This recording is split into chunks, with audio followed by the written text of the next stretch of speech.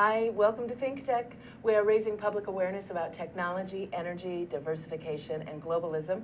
This show is Center Stage. I am your host, Donna Blanchard, very proud managing director of Kumukuhua Theater, and we are coming to you live from Pioneer Plaza in the heart of downtown Honolulu, very near Kumukuhua Theater. I would like to let you know that we stream our shows every weekday on ustream.tv and Spreaker.com, and you can find all of our shows archived on thinktechhawaii.com and also on YouTube. Today I am going to be talking with, I'm very excited to say, Victor Rodger. He is a playwright. He's the playwright of the show that opens at Kumukuhua Theater on Thursday, January 22nd. It is called My Name is Gary Cooper. It is I'm not even going to get into a description of it. I'm going to let you join me on that, Victor. Welcome. Thank you so much for being here. Talofa lava and aloha. Aloha. And mahalo. And mahalo. I thank you very much for taking time out of your schedule to come here. My pleasure. I got out of my Speedos this morning and into real clothes. Real clothes. Well, you could have stayed in the Speedos. It was an option. Yeah, it was an option. Life is about choices, Donna. We make the best ones we can. And well, we try. Yes. We try. Okay, let me start off by saying that I read all the scripts that we do at Kumukuhua. You know, Harry Wong, our artistic director, selects the seasons, and I read through them. And I am a big fan of the work that we do at Kumukuhua. It's the reason I came to this island. But when I read this script for the first time, I went, I have to be in this show. Awesome. I love your writing. I love your irony. I love your storyline. I love the reason behind your work. But the opportunity to play your characters, they're so very rich. And they're so very lovable and hateable at the same time. It's just delicious. Thank you. Oh, mahalo. Thank you. Thank you I love very it. much. Well, good. So let's start off by talking about what you are doing now. You're here visiting. You're going to be a part of a symposium at University of Hawaii. On Monday at 10 o'clock, I believe, with some academics. With some academics. And including David O'Donnell, who is the New Zealand director of this production of My Name is Gary Cooper. Yeah. And yeah, I'm looking forward to it. I'm looking forward to it too, because Excuse me. there's a lot of, the show is a lot of fun to watch, but there is a very clear comment that you are making. Yeah, there is. I mean, for those people that don't know it, which is probably most of the people that are watching this, it's essentially a play that talks back, as David said in an earlier interview with you, to all those old Hollywood films that used to have white protagonists going into the brown world, specifically the Pacific Island worlds.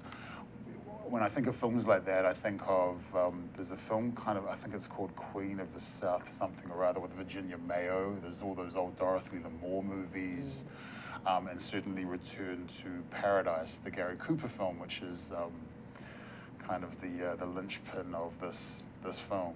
And they all have white protagonists who come into the brown world and stir things up.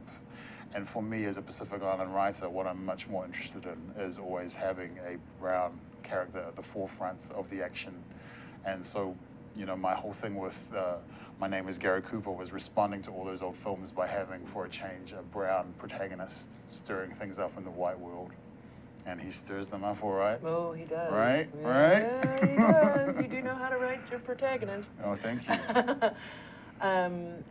So, and you know, when you're involved in the theater and you're in high school, there are lots of times when you do shows that you're playing against race, you're playing against type. We didn't do like 6 Degrees of Separation in my high school because we just didn't have that black young man. That has never been done in New Zealand professionally. And funny you mentioned that one because I was asked a few years ago for a writers' festival to pick a play that I wanted read, that I'd really loved, and that is a play that I actually do love. And I had the pleasure of seeing it in London when I lived there in the early 90s with Stockard Channing in the role that she originated. Yeah.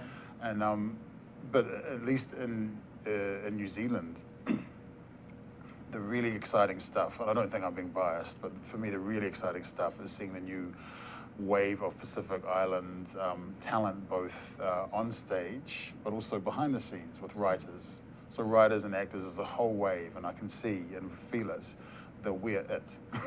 And we are the future. Oh. You know, I really feel that.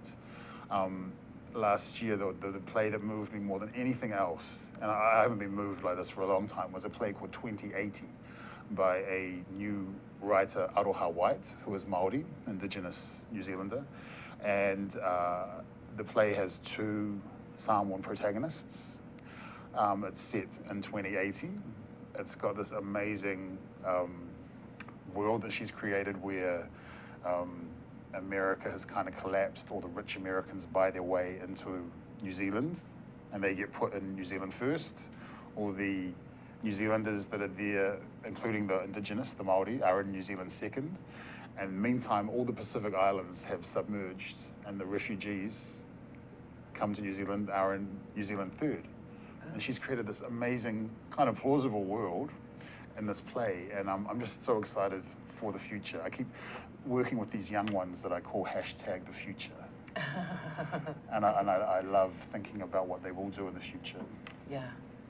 Well, it is exciting. And a lot of the reason that I am at Kumakua Theater is because we used to do, when you don't have the correct races for a play, but you really want to do South Pacific, all right, maybe you can get away with it. Yeah. You know, but when you are filming in Samoa and you have the people right there, it's absurd. Why didn't people say it's absurd that you didn't use correct race people for the roles that you were casting? I mean, I'm thinking of, I can't remember if I mentioned it in the play. There's a TV, I think it was a miniseries or TV movie from the 80s, Emma, Queen of the South Seas. And this featured Barbara Carrera, who's Nicaraguan, playing the Samoan protagonist.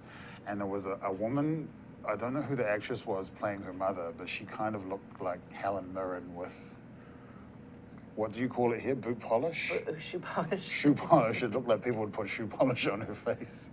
And but I think we're largely getting away from that, and I think that's a good thing. Oh, no. Because it's not a black and white issue. There's a thing of, yeah, it would be great to always have the specific races playing those races, but then I think of my friend Madeline Sami, who's mixed race Irish Indian, and if she sat around waiting for specifically Irish Indian roles for the rest of her career, she'd be sitting down for quite some time. Right. So she plays often race non-specific, or she'll play outside her race.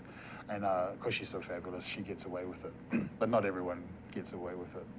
Yeah. The one thing I'm really glad is we're finished with those days, largely where we had people like Alec Guinness playing, you know, Indians in, say, like A Passage to India, or countless other examples What's of that. the film with John Wayne playing Asian? Oh, was it Genghis Khan with Susan Hayward or something, something like that? Well, that was just about selling tickets. Yeah, and I mean, I understand. I was giving a talk at the University of Hawaii yesterday, and just saying how one of my least favorite tropes, probably from about when I was like early 20s, maybe 19, I've always hated that, and that speaks to this play as well, that thing of having the white protagonist in a story that is ostensibly about the brown people that they are with, but it has to be told, has had to be told normally through a white protagonist. And I'm sure before box office, or supposed box office reasons, but we're getting away from that more and more, and I think that's great. Yeah.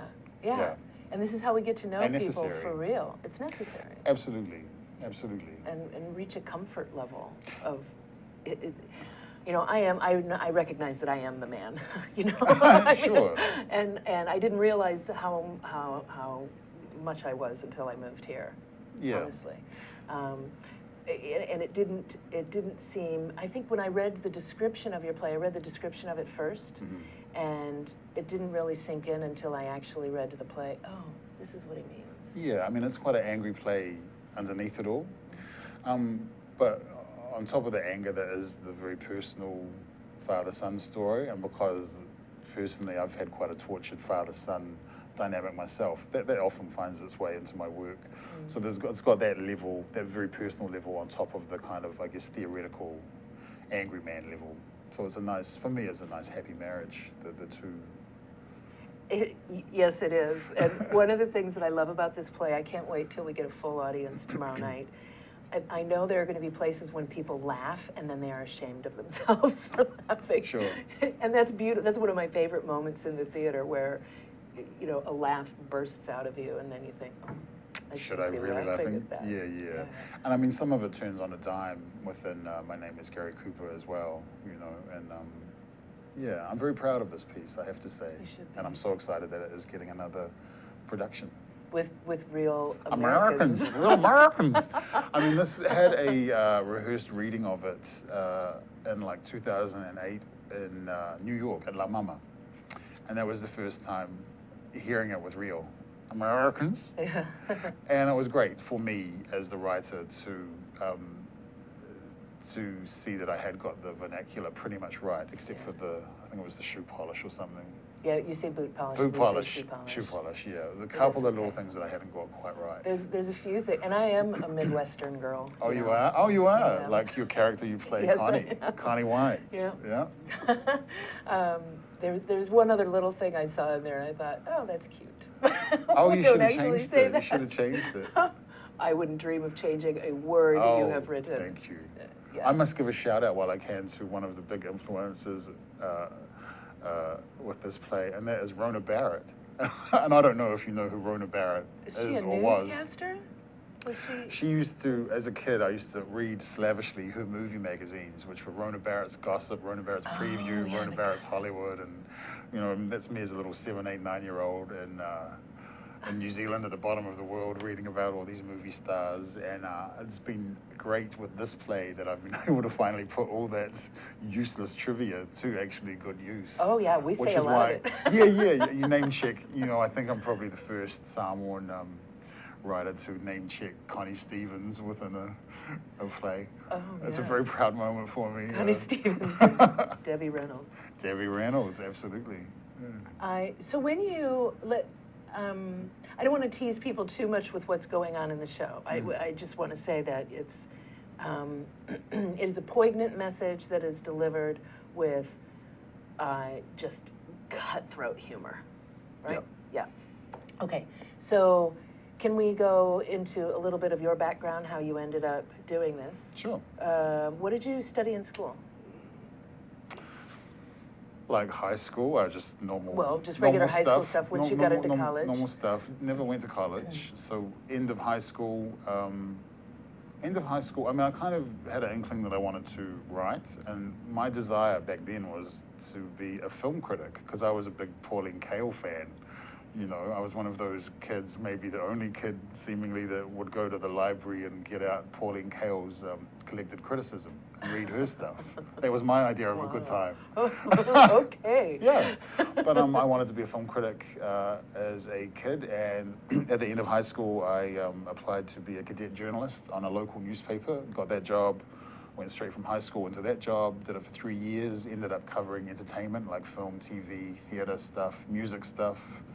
I was saying to the kids at the university yesterday, I was doing music just as rap and hip hop was starting to break in New Zealand. And I remember this one white sub-editor coming up to me and going, "This is crap, this will not last."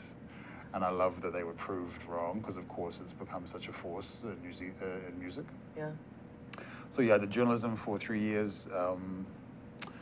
Did my OE, what we call our overseas experience, which is what most or a lot of New Zealanders do. They'll go to traditionally London for a couple of years and travel and see the world because we're down the bottom. We like to have a taste of the other side.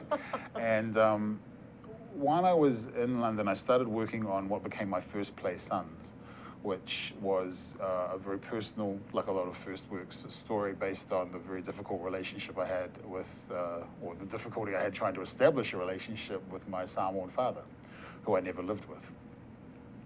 And when I was in London, I tried writing it as a book, I tried writing it as a screenplay, and finally when I came back to New Zealand, I started writing it as a theatre piece.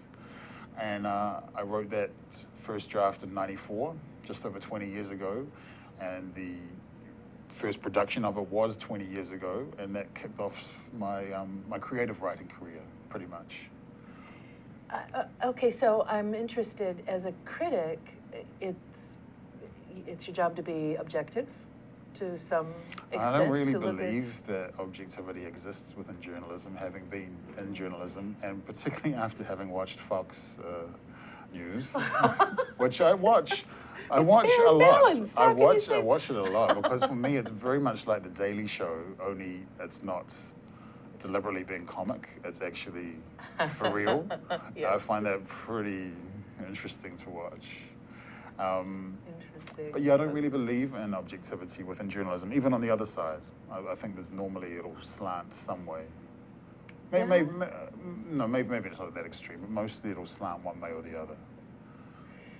So, but when hip hop and rap started, you looked at it as. Well, I responded to it. It resonated with you immediately? Absolutely resonated with me. Just as a young film critic, I'll never forget watching Spike Lee's film "She's Gotta Have It" for the first time in a very small theaterette, and me going, "What is this? I love this. This is speaking to me." You know, because a lot of us down there in the bottom of the world, who are brown or / not whites, black identify, which I think black people in America sometimes get a little bit taken aback by, because we take some of the terminology and use it amongst ourselves. And hip hop is very big in New Zealand, and rap, and we've got our own thriving industry there, their own artists. Spike, she's got to have it. Yeah, I'll never forget that jolt. But again, I had a white sub editor come up to me after me giving it a 5-star review. He said, "I went to that film and it was crap."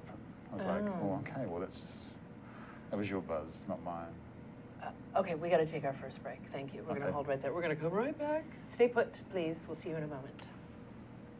Aloha, I'm Kili'i Akina, president of the Grassroot Institute and host on Ehana Kako, a weekly program on the ThinkTech Hawaii broadcast network. Ehana Kako means let's work together. Think of the sad alternative, let's not work together. Here in Hawaii, with all of our diversity and the richness of the people, it's important for us to come together around issues on the basis of what's right and what's good and what's going to serve the common good. And that's what we try to do at Ehana Kako. Every week we interview movers and shakers, people in government, business, and other sectors of society to talk about how to create together a better government, economy, a better world here in Hawaii that can bless the rest of the world. I thank you for your attention to ThinkTech Hawaii, and we look forward to seeing you every Monday, 2 to 3 p.m. on the ThinkTech Hawaii Broadcast Network. We're Ehana Kako, and we wish you well. Aloha. Hi, we're back. This is Center Stage. I am Donna Blanchard, your host, very proud managing director of Kumukuhua Theater. We are coming to you on the ThinkTech Hawaii digital series, and I am talking with playwright Victor Rodger, who is the writer of the show My Name is Gary Cooper, which opens at Kumukuhua Theater on January 22nd.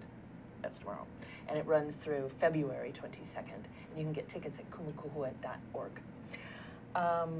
Okay, so objectivity. All right, so you didn't worry so much about that. You just looked at what was resonating with you, and it was part of what. Yeah, I think reviewers. Yeah, when I was doing this, I was like 18, 19, 20.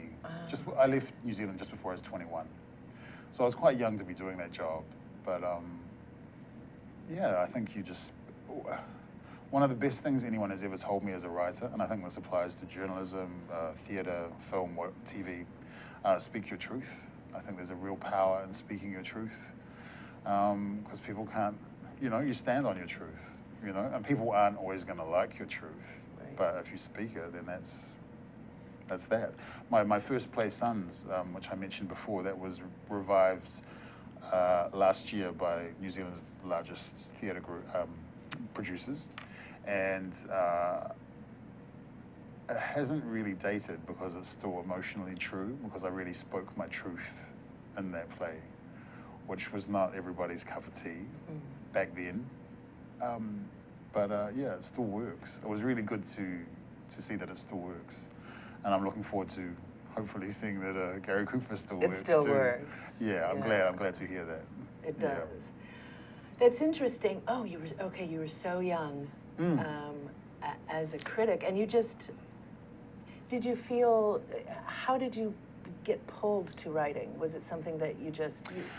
Well, you know what? Having my little upbringing reading movie magazines, I actually wanted to be an actor from a very early age, but I was a super fat kid, and I remember being crushed as a maybe eight-year-old reading an interview with Kirk Douglas, who had just done a nude scene at like 60. And in the article, he said, "Well, you know, I keep in shape because there are no roles for fat leading men." And as a fat little 8-year-old, that I kind of went, well, maybe I won't be an actor anymore. And I kind of moved my focus towards writing because I always did enjoy writing. You know, I used to do funny little sci-fi kind of short stories, and I always was trying to. Jackie Collins was a huge influence on me very early on at high school, which you can probably believe after being in My Name is Gary Cooper. I'm glad I got out of that phase. But, you know, I was always trying to come up with, like, great ideas for New Zealand versions of, like, Lace or Hollywood Wives or stuff like that, normally featuring glamorous brown people. Yeah, and coming up with, like, fantasy casts. And I think it's almost time for us to actually do it for real in New Zealand. Why The kind of you know, glamorous bourgeois brown vibe hasn't really made it onto New Zealand screens, not quite yet. I don't know if you've seen the new show Empire that has Taraji P. Henson and Terrence Howard. I mean, I think that's kind of bougie and dynasty-ish and soapy and Shakespearean-ish. I think we are very ripe to be doing something like that for ourselves. Definitely. Because we've got the talent for it down there. You write for a daytime drama. I haven't for a little while, but yeah, since 2000. Last one I did was like mid last year, and I would like to write for them again in the future. We have one soap opera called Shortland Street in New Zealand. It's it's probably more General Hospital than Grey's Anatomy, but it's on 7 o'clock every night in the week in New Zealand. And whether people love it or hate it, what I love about it is that it is a chance for us to hear and see ourselves and our vernacular and our people, because we are fed so much American, British, Australian drama, comedy. It's nice to hear ourselves. I think it's so important for us to see ourselves reflected. Yeah, okay, why do you think that's so? Why do I think it's important? I think it's absolutely necessary. It sort of speaks to what Kumo Kahua is about, I think. You know, you have your desire is to support Indigenous writing, because there's nothing like seeing yourself represented. I mean, that speaks to, again, my first play, Sons, where I went through this very Days of Our Lives, Young and the Restless number with my father and my half siblings who didn't know that I existed, and opened up Pandora's box of my mother's emotions, and had my father's wife, also having her Pandora's box opened. And as someone who is mixed race, like my father is Samoan, my mother is white, and as someone who was raised white by my white mother and Scottish grandparents, there was nothing when I was going through this very turbulent time that I could specifically hang on to or find that reflected me as Victor Rodger, mixed race Samoan Palangi who'd been raised white. And so I wrote a play to represent myself. And the thing that I've loved about Sons is that different permutations of mixed race people, not just mixed race Samoan, but I had a Croatian British woman come up to me at the revival and going, well, you know, I kind of go through the same thing with my Croatian relatives because I don't know the culture or the language, and I find that quite tough to negotiate. So she plugged into it on that level. And no, it's not her story specifically, but emotionally it is. But yes, I think it's really important that you get to see and hear yourself represented. And that's very much what I'm about as a writer, representing us and our spectrum. And spectrum is another big thing for me. Previously, I think in the past, we've had a very narrow spectrum of Pacific Island life represented in the arts. And I'm certainly on the other end of the spectrum with the characters and the material that I deal with. And I think it's a necessary part of the spectrum that needs to be represented. Yeah. And I don't mean to quiz you with that, but I'm constantly, I know it's important. I know it's important. Theater of place. Yes. And culture is important. But I'm constantly trying to really pinpoint why that is. And I believe that it has something to do with being able to relate to the thought processes of someone with whom we resonate on a visceral level. Yeah, I mean, it's interesting that whole issue, because ultimately a good story is a good story. I can see a Shakespeare, I can see a Mamet, I can see an Albee, and I can go, yeah, I love it. I love the artistry, great writing, la la la la.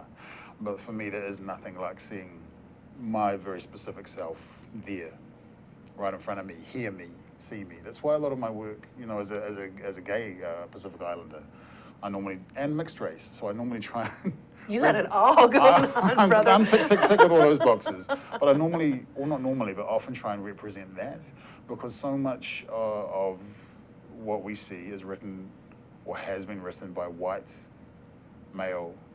straight male perspective.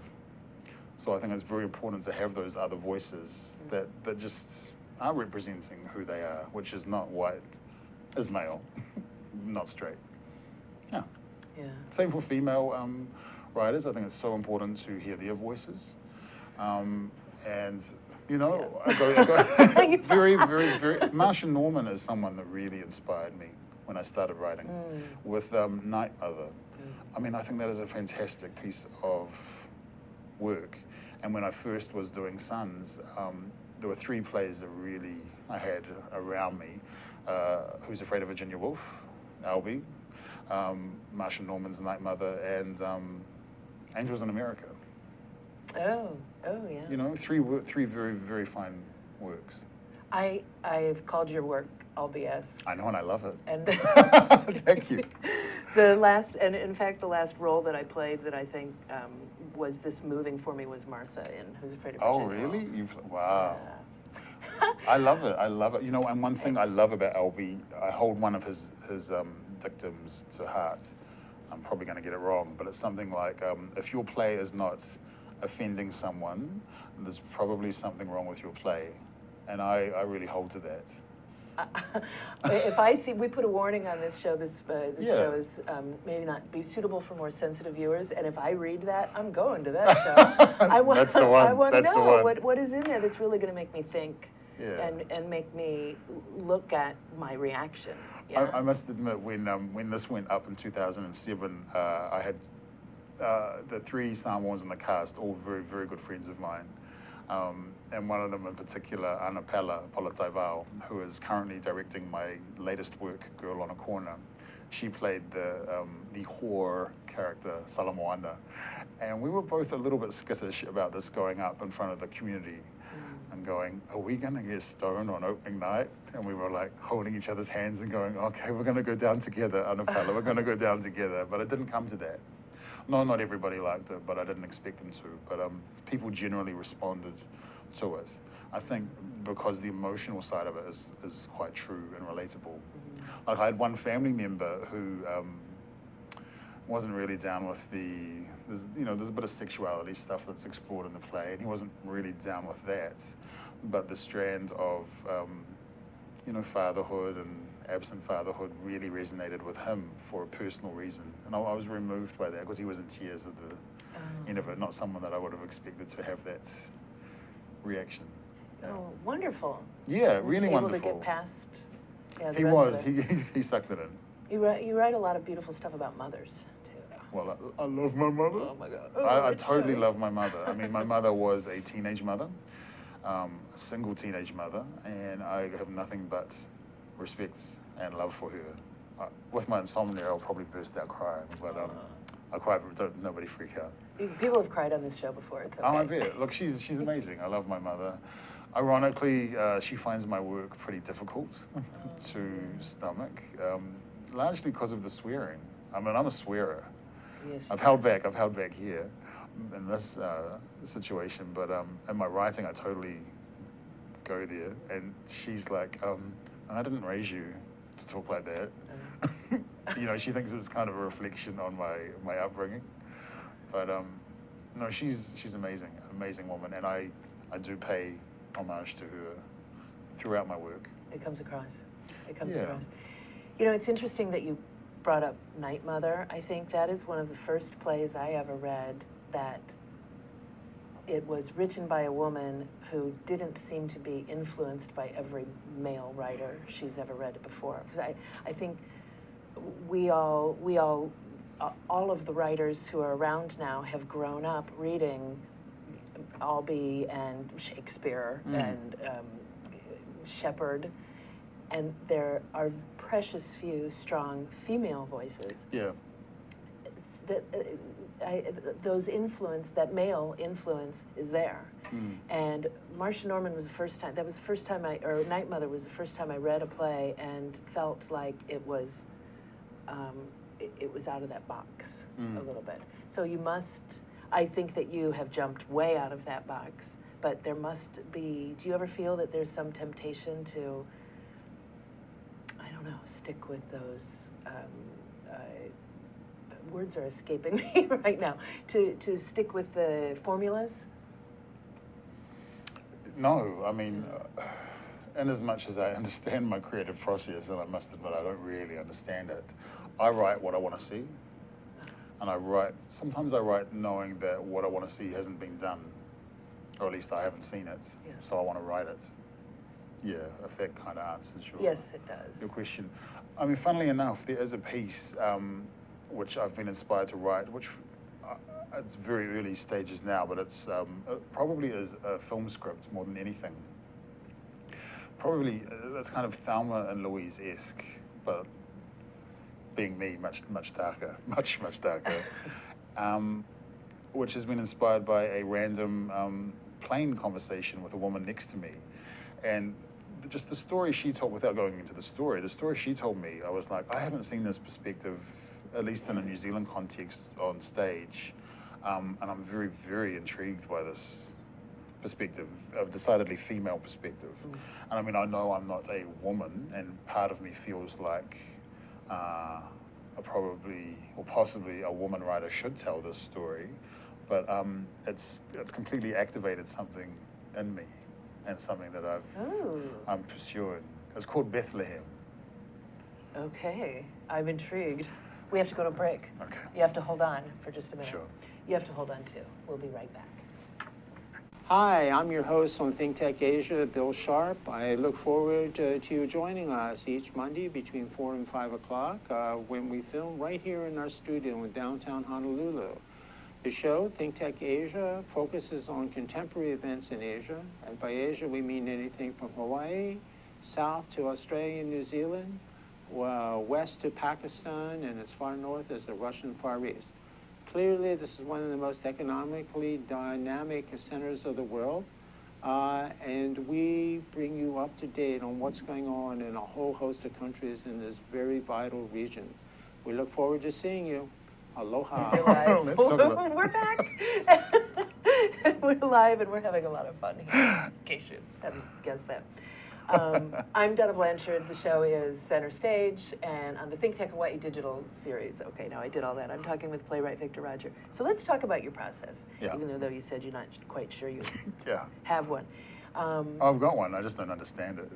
Oh, okay. You know what I mean? So can you just describe it? You don't understand it, but give us the mechanics. Well, look, I'll talk about my name is Gary Cooper. For instance, my name is Gary Cooper. I got the idea, and then I wrote 60 pages pretty quickly. I don't know how I came up with it's funny, this isn't answering it, but I mean, with Gary Cooper, like when I read it now, I'm like, I don't remember how I did that. I don't remember how I came up with this white family, called the White Family. I don't know what made me start the twins off arguing over a failed Macmillan and Wife audition. Yeah. Where did that all come from? I don't know. But I mean, I did 60 pages really quickly. Then a dramaturg asked me the question, what are you trying to say? And I didn't know how to answer that for 5 years and didn't touch it for 5 years. But then when I could answer it, then I wrote it probably within another week. So the actual physical writing of that piece was probably 2 or 3 weeks physically, but over a 5-year span. Yeah, okay. Yeah, and I don't really understand my process because like the latest play that I've done, Girl on a Corner, which is based on a true life figure, I just heard the first words You want to hear my story? Okay, let me tell you my story. And I don't know why it came out like that, but it just did, and it felt very right, and that one completely flowed. Just For came once in out. my life, it just came out. Yeah, and I finished that. I got the rehearsal draft for that finished at like, I don't know, Sunday. It would have been Sunday afternoon. Yeah, Sunday afternoon. This past Sunday, in order for the cats in New Zealand to start rehearsals on Monday afternoon, because New Zealand is a day ahead. Yeah. So, and I finished another deadline just before I came here.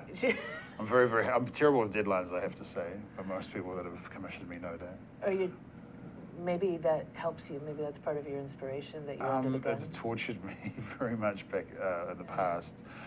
One big shift I've had in the last year and a half, or not year and a half, in the last year, I just do things with more integrity than I ever have before, and like I often will be late, but the one thing I won't do anymore is hand in work that I know is not the best it could be, because that's just not worth the anxiety to me anymore. Particularly when I worked on the soap opera, as everyone who ever edited one of my scripts will know, sometimes it was very substandard. Sometimes it hit the mark, but sometimes it was very substandard, and I don't play that game anymore, Donna. That's And fabulous. I'm a newcomer to absolute integrity, or try to be. Yeah. Well, that's fabulous. Amen. You said that your first play was very personal, as Yes. they usually are, but particularly when you're writing with integrity, they're all very, very personal. Well, Gary Cooper, in a funny way, is a flip side of that first play, because in Sons, the mixed-race protagonist tries to force his way into his father's family and become a part of the family. And so Gary Cooper is very much the flip side of that, where without giving too much, Careful. Yeah, I mean, it's the flip side. Yes. It's the flip side. Yeah. Let's leave it at that. Okay. Mm. I think that as I said earlier, your characters, you love and you hate them, all of them. You give them that, and that is, I believe, it's the playwright and the director and the actors all being willing to admit that that dark side exists. Within all of us, yeah. I mean, particularly with Sons, again, I keep going back to it, but I mean, that was so instructive in terms of my writing process, that process that I don't understand. But one thing I did learn, because that first draft was accepted to quite a big Australasian workshop where you had Australian and New Zealand practitioners working on each other's pieces. And with Sons, the first draft was very black and white, with the goodies based on my mother and myself, and the baddies based on my father and his wife. And as we workshopped it, I realized it's not life as in life. It's not goodies and baddies. It's human beings who make choices, and those choices all have consequences, and some of them are horrific. And but it comes down to human beings making choices, not goodies and baddies. So I think that's something that I've tried to adhere to throughout all my work. You know, I mean, the characters in Gary Cooper are not goodies and baddies at all, but I think they're all, if not relatable, you understand their motivations, you know, for their actions. Yeah, which they're are not justifiable. They're justifiable, and they're not all palatable either, but they don't have to be. Right. You know, and one producer that I spoke to early in my career was like saying, "You say the unsayable," and that is something I wear with pride. And that again comes back to speaking your truth, I think. Yeah. Yeah, and that's what made me say, I have to do this show. I love it. You leave some really delicious questions hanging out there in your show as well. That's another thing that I just relish. Mm-hmm. As an actor, being a part of the ensemble that tells that story, that gives the audience that conversation afterwards, because you know it's going to happen. You know people are going to leave and say, so when he went there, what was he thinking? Sure. You know, I don't want to give too much away, because the really juicy questions that you walk out of the theater and you know that it's not. It's very, very clear that it is part of those questions are part of the story. They're not something that was left out, you know, unintentionally. You don't hit anyone over the head with anything. And I think you think a lot of your audience. I've got a real aversion to stuff being spelled out. Yeah. That drives me nuts. I've got an aversion to treacle. You know, if I never want to write a play where my toes are kind of clenched because I want to stab my eyes out because of the dialogue or the situations that I've created. I really work against that. One person that I have to name check that really, really influenced me is Bob Fosse, funnily enough. As a young, reasonably nihilistic teenager, his work across the board really spoke to me, particularly All That Jazz. I don't know if you know that film. Oh, yeah. That's one, that would probably be my desert island film, because that is one film I can watch again and again and again and again. But with all of Bob Fosse's work, none of his films have what you could term a traditional happy ending, and neither really do any of my plays. Perhaps with the possible exception of this new one, Girl on a Corner.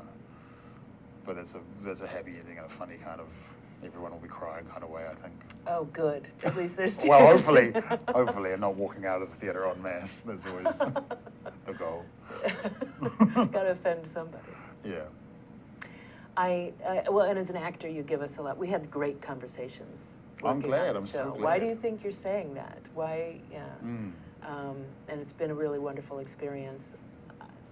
It's been a wonderful experience. Well, I'm very grateful to David O'Donnell, the director, and Jim Davenport, who I haven't met, who's the set designer, right? Oh, yeah, you haven't met him. I haven't met him, but they're both at Victoria University in Wellington, New Zealand, and through them, the show is ultimately going on tomorrow, and I'm really excited to see it. Yeah, and that's perfect. We have to wrap up right now. But I'm excited to see it too. I hope that you are excited to see it, and you can see it if you go to kumakuhua.org. You can get your tickets, or you can give us a call in the box office anytime you like. I want to thank you for watching the show. I want to thank Victor Rodger for being here and for giving us this amazing play. I look forward to more of his work. I would also like to thank a few more people here in the studio. Our studio engineer, Zuri Bender, who is in my ear. Our floor manager, Sachi Slomov, who's right over there. Hi, Sachi. Communications director, Chrissy Goffigan, and Jay Fidel, who somehow manages to put it all together. Thank you, and we'll see you next week. Bye.